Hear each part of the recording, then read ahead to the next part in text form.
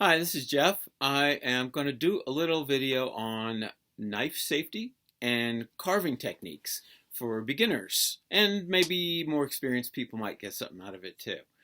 So the first thought with any kind of carving or handling sharp tools is to make sure that you have a safe place to work. How would you know it's a safe place to work? Well, you have a stable place to sit or to stand, and nothing or nobody is going to come and bump into you. How would you do that? Well, we do something. This is a great way to teach kids about this. We call it a blood bubble or a blood circle, or if you don't want to be graphic, a safety circle. But kids like the idea that, oh, if you don't do this right, it could be bloody. So what we do is we'll treat the extended finger like it was a knife blade, and make a circle from as far to one side as we can reach to the other side we can reach. And if nobody is there and they're not going to come in there, then you have a safe place to work.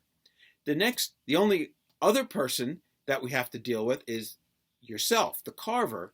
And what that means is, if you want to be safe, you have to make sure that the way you're cutting isn't going to cut you. And there's an old rule that people have been saying for I don't know how many decades. Don't cut towards yourself. Well, what they actually mean is don't cut in such a way that the knife can go ahead and cut you. So there are actually ways to cut towards yourself that that don't have that issue. So first thing is, what knife? What's a safe knife? Well, we recommend sheath knives because when you're not doing anything with them, they're safely in the sheath. And two, they don't fold. So here is a sheath knife. And it is, one solid tool that doesn't fold or bend. If you want to keep this thing safe, you have to put it back in its sheath. And while you're carving, nothing can fold up on your finger. So here's a very, very popular type of knife. It's a regular folding pocket knife. It does not have a lock blade. It can fold up just by back pressure. This is perfectly safe if you are carving in certain directions and not in others. Like if I have a piece of wood and I am carving away from me the whole time, that is absolutely safe. But there are times when you might want to use the tip and do something with just the tip of the knife. That could fold. And many carvers and knife folks can show you the scar on the back of one of their fingers where they folded a pocket knife onto their finger. And it tends to just bite right into the bone, so you don't want to do that. The only safe things are things that make the knife stay extended and never have the chance to fold it. So you can use these if you always keep that in mind.